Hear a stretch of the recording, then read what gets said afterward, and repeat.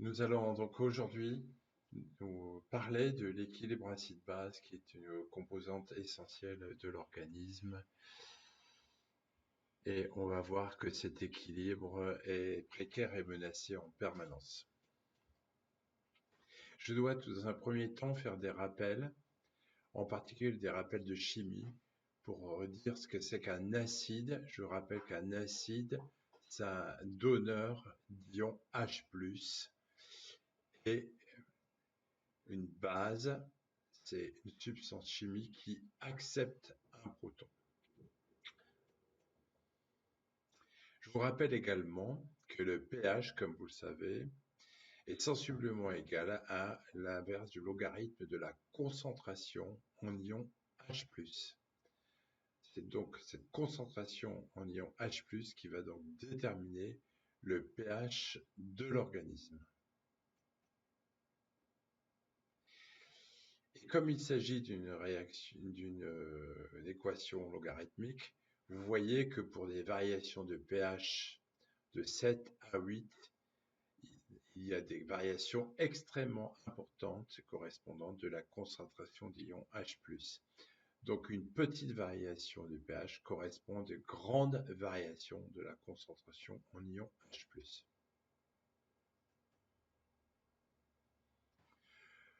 Dans les liquides extracellulaires, vous le savez, le pH est de l'ordre de 7,40, ce qui correspond à une concentration de 40 nanomoles par litre d'ion H+. Dans les milieux intracellulaires, le pH physiologique est légèrement plus bas, autour de 6,50, 7, suivant les types de cellules de l'organisme.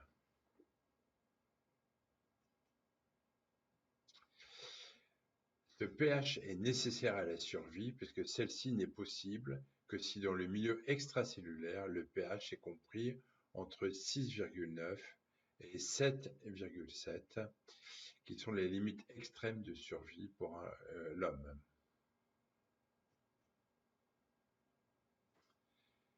L'homme, en effet, doit lutter en permanence contre une invasion, contre des envahisseurs qui sont les ions H+. Ces ions H+, ont des origines et sont de types différents.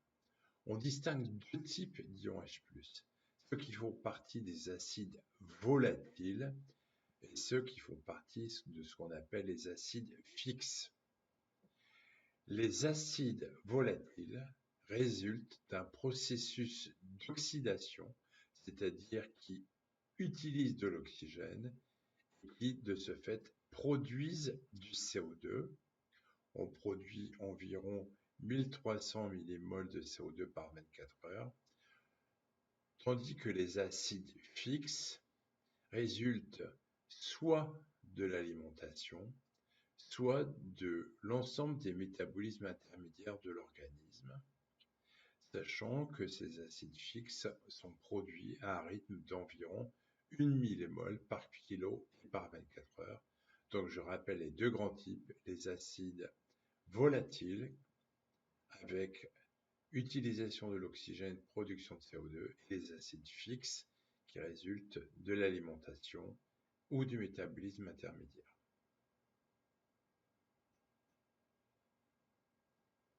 Quoi qu'il en soit, l'organisme se voit envahir chaque jour entre 50 à 100 mecs d'ion H+, par 24 heures. Vous comprenez donc qu'il est essentiel qu'il faille lutter en permanence contre la survenue d'une acidose. Et pour contrôler le pH, on va voir que l'organisme va mettre en œuvre différents processus.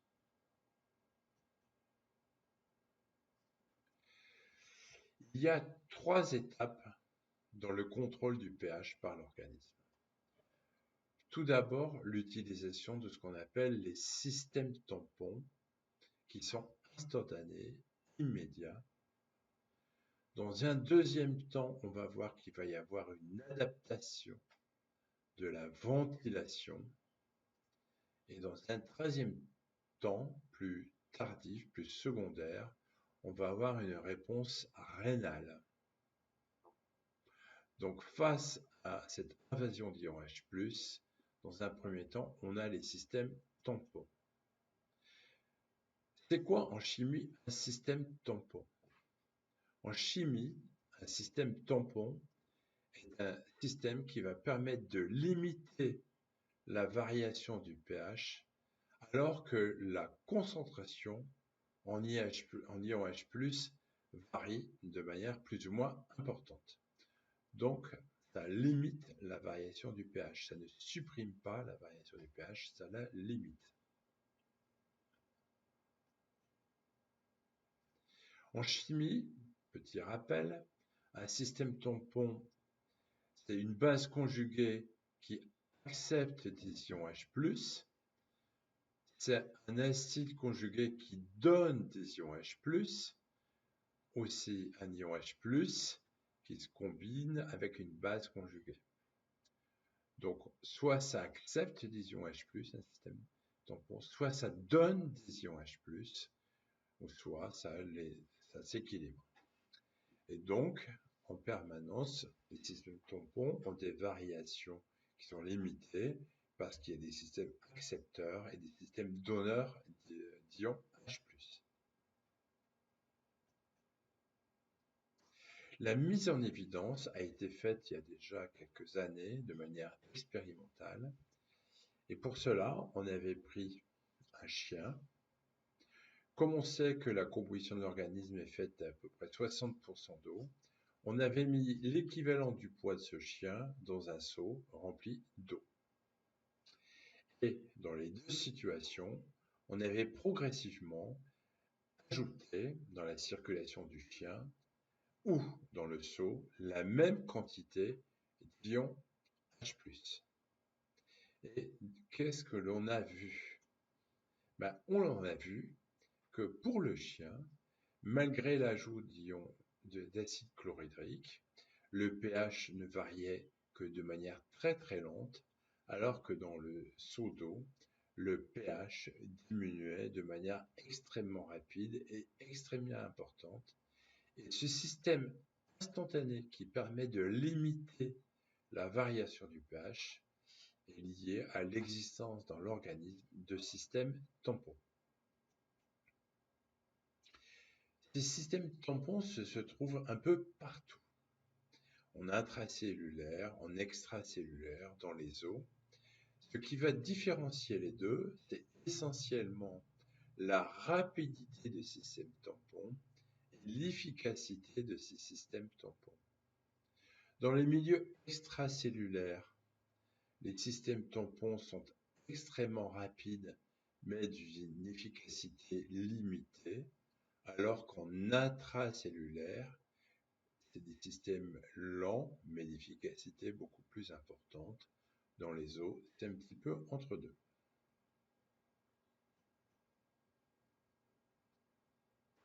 En intracellulaire, vous savez tous que dans les cellules, au niveau des cellules, il existe des échanges entre des ions H+ et des ions K+.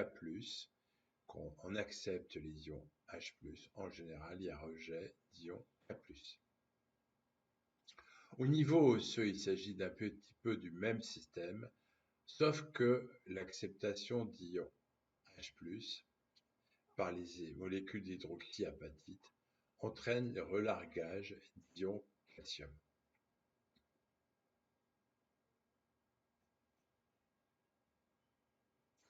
En intracellulaire, c'est essentiellement les protéines qui vont permettre ce système tampon, les protéines permettant de capter, d'accepter des ions H+. Et parmi toutes ces protéines, il y a une protéine importante qui est l'hémoglobine dans le sang, qui permet elle aussi d'intervenir dans la régulation du pH. Ces protéines, qui sont chargées électronégativement à leur surface, captent les ions H+ libres et permettent de les neutraliser.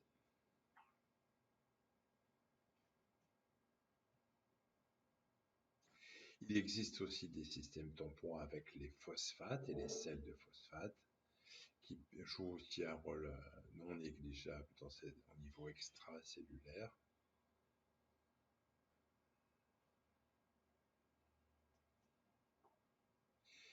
Mais au niveau extracellulaire, un des systèmes les plus importants est le système des bicarbonates. En effet,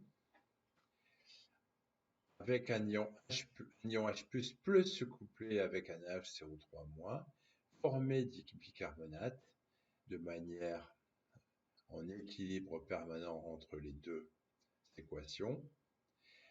Or, ce bicarbonate, lui, peut aussi donner naissance à de l'eau et du CO2 en se dissociant. Et on va voir que c'est ça qui permet d'expliquer l'efficacité du système tampon bicarbonate.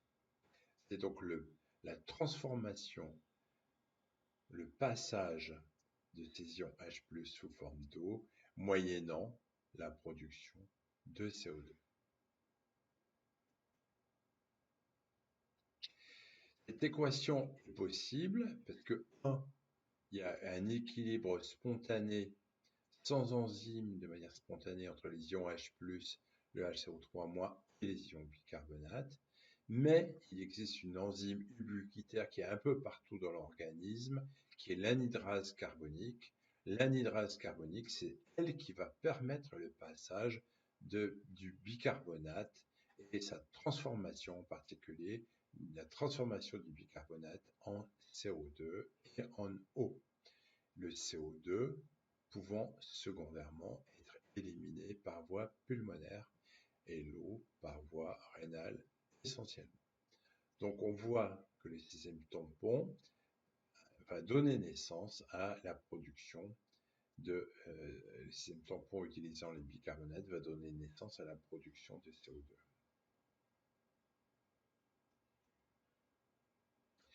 Si ce CO2 n'est pas éliminé et s'accumule, on voit bien que cette équation ne peut pas se produire et que donc les ions H+ s'accumulent et donc il y a acidose. Donc si on n'élimine pas le CO2, on va avoir une accumulation par inversion de la réaction d'ion H+, et donc une acidose qu'on appellera une acidose respiratoire.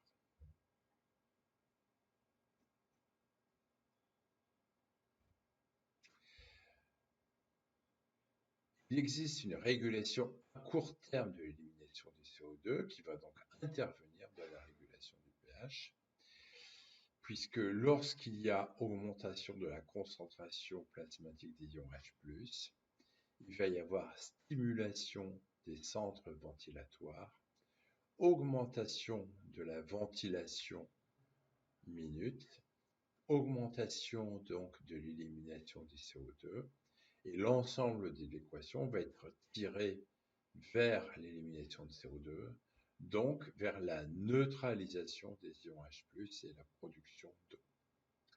Donc voilà bien le rôle essentiel de la ventilation et de la régulation respiratoire qui participe à l'équilibre acido-basique, bien entendu. Ici représenté lorsqu'il y a stimulation des H+, et l'augmentation de l'élimination du CO2. Il existe cependant un facteur limitant puisque ces ions H+ se couplent avec du HCO3-. Et donc, il va falloir qu'il y ait régénération des bicarbonates qui sont utilisés dans cette réaction. Et donc, le facteur limitant, c'est donc ces bicarbonates. Donc, ce n'est pas un système qui pourrait perdurer de manière indéfinie s'il était seul.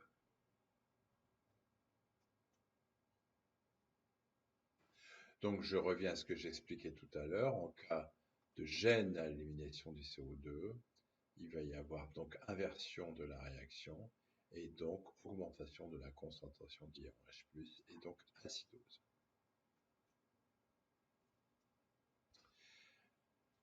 À côté de cette réaction rapide, donc les réactions elles peuvent être instantanées par les systèmes tampons, rapides par le système ventilatoire, il existe une régulation à moyen et long terme qui fait intervenir cette fois les reins. On l'avait déjà supposé tout à l'heure en parlant de cette régénération des bicarbonates, mais on va voir qu'il y a d'autres mécanismes complémentaires qui permettent au rein de réguler le pH à moyen et à long terme.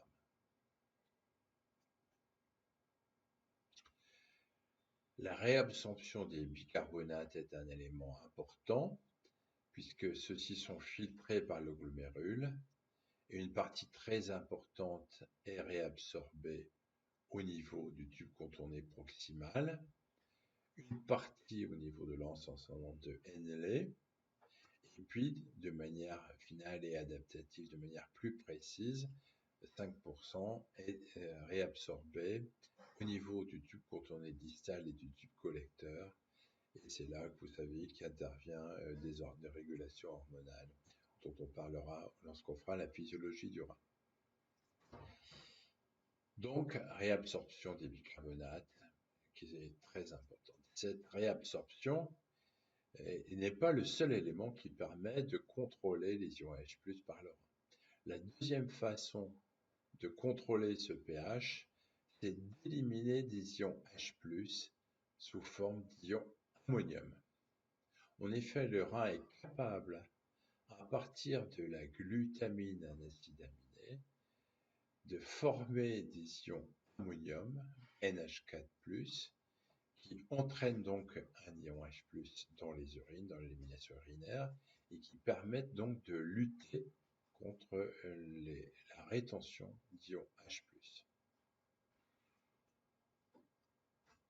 On voit ici les mécanismes intimes qui existent dans la production de ces ions ammonium. Ici, le compartiment sang, où il y a un échange entre sodium et potassium. Il y a aussi des passages au niveau de la cellule du tubule rénal, la formation à partir de la glutamine des ions NH3 qui capte un ion H+, cet ion H+, formant des ions ammonium qui, eux, passent dans la lumière urinaire et sont incapables de revenir en arrière au niveau du sang. Donc ça, c'est grâce à un système enzymatique, l'anhydrase carbonique en particulier, qui est l'élément moteur, qui permet à la fois donc de réabsorber ce dont je parlais, ces fameux ions bicarbonate, et aussi de permettre le couplage des ions H+ avec donc des NH3 et à partir de la glutamine et donc d'entraîner l'élimination des ions H+ au niveau du tubule rénal.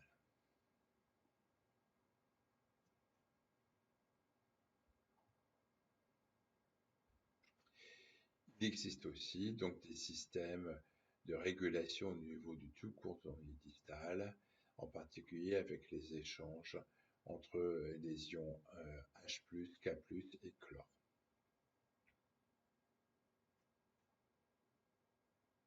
Donc, on peut donc résumer l'équilibre acido-basique de cette façon suivante.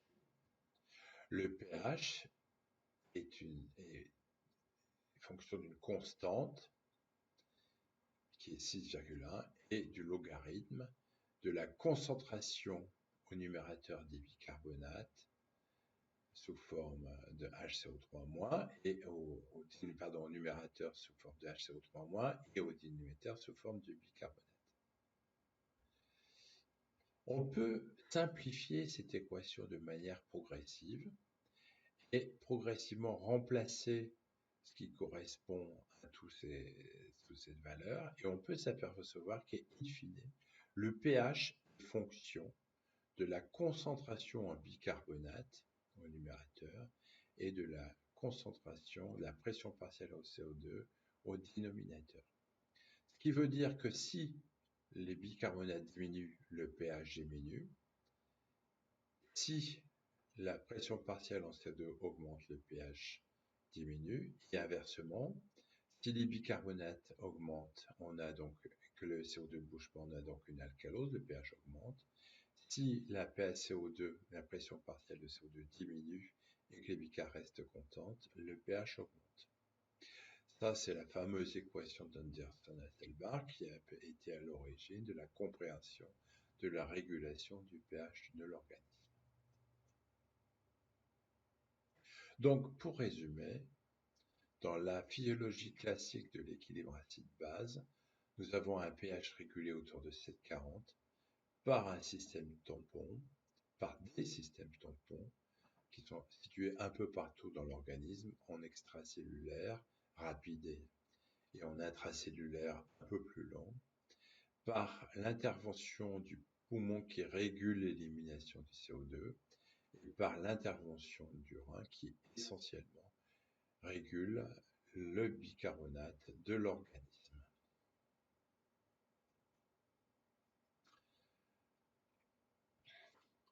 C'est une autre façon de présenter, de résumer ce que je viens de vous dire.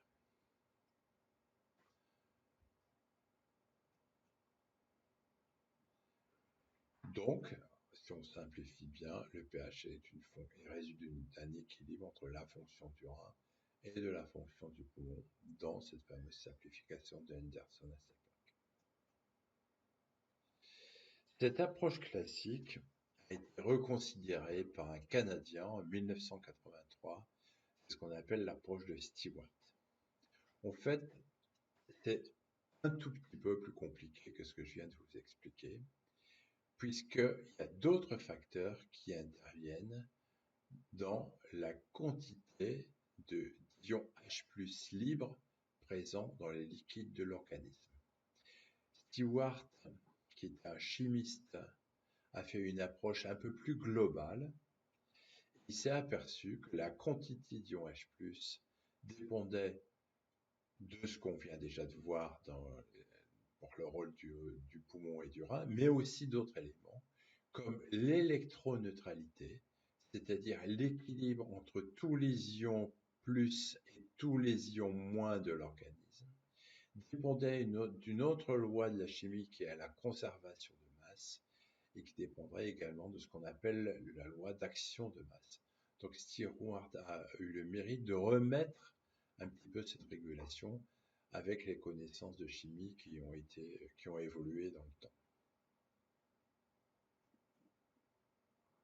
En effet, il faut bien comprendre que dans un compartiment hydrique de l'organisme, qu'il soit extracellulaire ou intracellulaire, il n'y a pas que des ions H+, il y a aussi des ions sodium, potassium, chlore, hémoglobine, des protéines, du magnésium, du calcium, du phosphore, tout ce qu'on a déjà vu pour l'instant.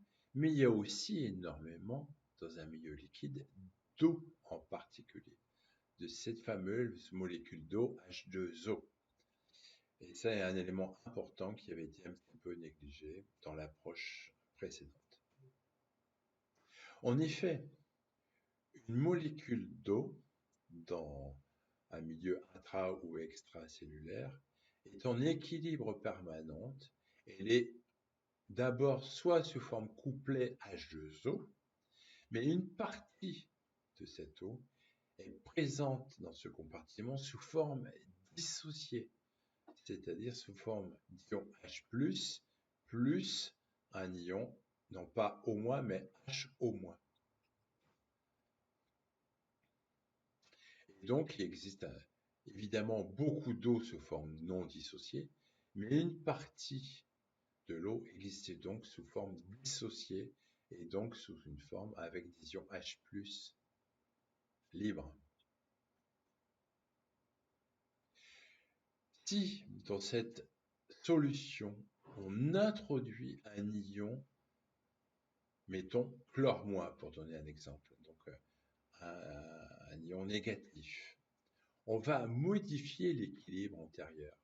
C'est-à-dire que cet équilibre entre l'eau sous forme non dissociée et l'eau sous forme dissociée vient se modifier. Donc, cela va entraîner un déplacement de l'équation de la façon suivante, c'est-à-dire que l'eau va se dissocier de manière plus importante pour qu'on ait apparition d'une électroneutralité au niveau des liquides. Et donc, ça va donc libérer, entre guillemets, les ions H+.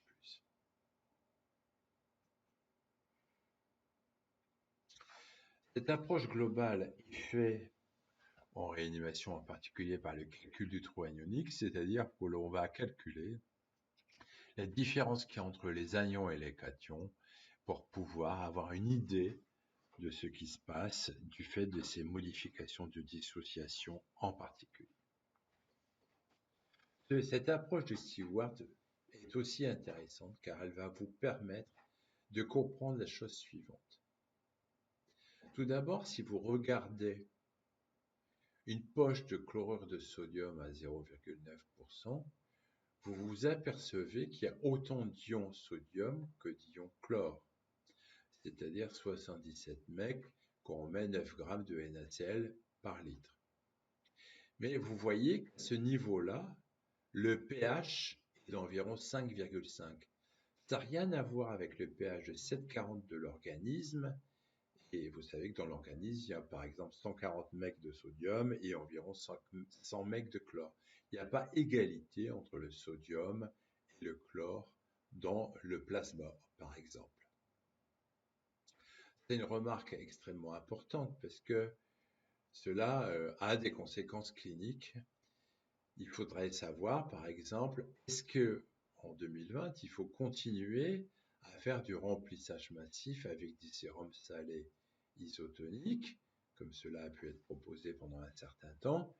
Est-ce qu'il ne vaut pas mieux éviter cette acidose liée à l'apport déséquilibré de chlore et qui, par rapport au plasma, et donc favoriser d'autres solutés de remplissage pour éviter l'acidose métabolique que l'on observe avec un remplissage important et rapide avec des sérums salés.